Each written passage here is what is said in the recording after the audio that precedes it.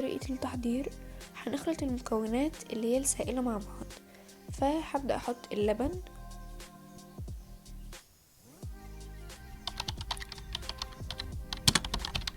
وبعدين هنكسر البيض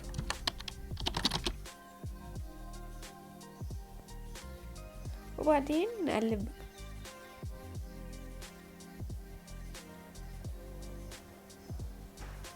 بعد ما قلبنا هنبدأ بقى نحط المكونات الجافة تدريجيا.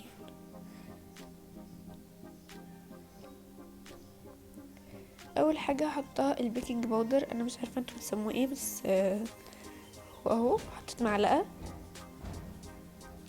ونقلب نقلب نقلب.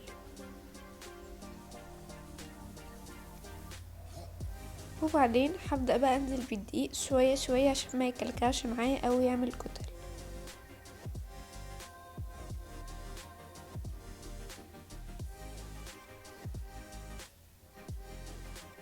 وبعد ما خلصت انا حطيت السكر، صراحة ما صورتهوش، ودي رشة الملح، ولو احتاج لبن زوده، لو احتاج سكر زوده. انا عن نفسي فعلا احتاج مني وزودت لبن وزودت سكر، وكده الخليط يكون جاهز معانا.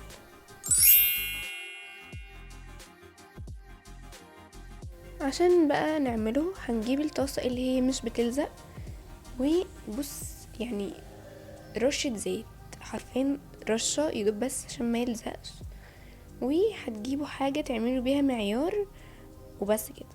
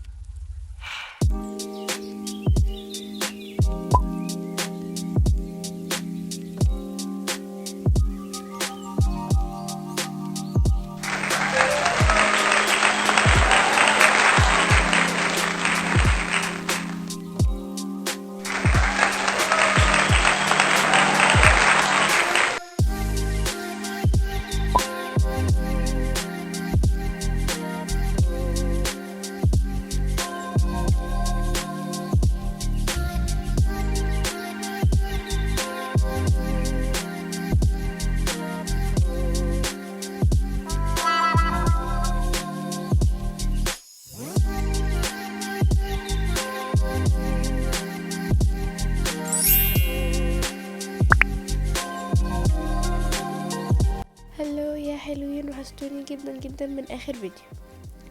انا هنا جبت القهوة او النسكافيه وحطيته، وحطيت شوية مية صغيرة جدا، وحطيت سكر ورجيته. جبت المج وحطيت فيه مية لاني مش بحب اللبن صراحة مع الايس كوفي، وحطيت الخليط، ولو كان محتاجة سكر زودت، ولو اي حاجة محتاجة زودت، وكده نكون عملنا احسن ايس كوفي من غير لبن ولا تلج.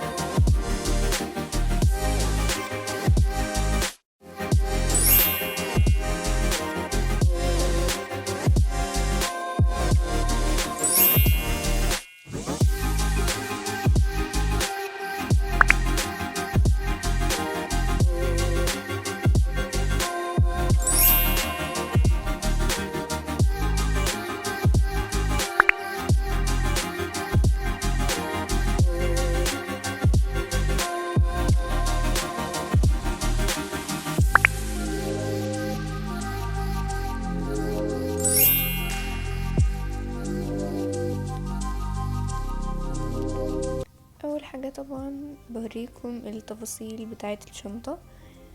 هي كده. كان ليها كمان حبل كروس بس انا شلته صراحة، وبتتقفل بالكبسولتين دول، وكمان جواها سوستة للامان كمان. بجد هي خطيرة جدا. يلا بينا نشوف ايه هي اول حاجة معانا. اول حاجة طبيعية جدا تكون معانا هي البوك او المحفظة بتاعتنا، وانا هفتحها كمان اوريها لكم من جوه. طبعا يعني جواها شوية فلوس، وهشاور لكم دلوقتي على المحفظة. طبعا انا ما طلعتهاش لاني مش بحبها خالص، وملناش دعوه المهم ان ايه، سكيب يهم. وبس كده دي تكون المحفظه. وتاني حاجه معانا، في ناس كتير هتستغربها بس لا، هي نوت بوك وقلم. ليه يا ملك؟ ليه واخده معاكي نوت بوك وقلم؟ لان الافكار بتاعت الفيديوهات بتجيلي وانا بره، يعني ما تستغربوش يعني نضيع الفكره، يعني لا ما ينفعش. وفيها قفل بقى وخصوصيه، مش عارفه ايه الخصوصيه في كده، بس عامه انا بحبها جدا انها كانت جايالي هديه في عيد ميلادي. تفاصيل يا جماعه، التفاصيل اهم حاجه. وايه اللي معانا بعد كده؟ معانا الليب جلاس. طبعا خطير، هو باين هنا غامق والله بس هو مش كده خالص، هو درجه الشفايف بجد مش بقدر اعيش من غيره، بجد خطير خطير خطير خطير. بص هقعد اقول خطير من هنا لبكره بقى، برضو عماله اوريكم التفاصيل. وبعدين معانا المسكرة الشفافة، واللي هي كمان بتنفع للحواجب، فيعني رموش وحواجب، يعني 2 in 1 بجد كده. فيش احسن يعني فيش حاجة حلوة اكتر من كده. وبرضه عماله اوريكم التفاصيل، متستغربوش بقى يا جماعه، متستغربوش ان انا عماله اطول التفاصيل، يعني ينفع ما ينفعش، لازم اوريكم التفاصيل. وبعدين معانا ايه ومعانا 2 توفي او بونبوني، يعني واحدة بالبطيخ واحدة بالتفاح، بجد تحفة تحفة تحفة. لازم ما ينفعش اطلع من البيت اصلا من غير توفي. وهنا خلاص كده الشنطة خلصت، وانا كنت بوريها لكم وبس. اتمنى يكون اللي جوه شنطتي عجبكم وتستفيدوا منه، وبس كده.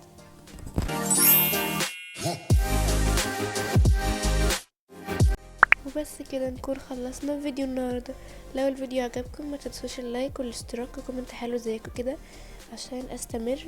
وبس كده، والسلام عليكم ورحمة الله وبركاته.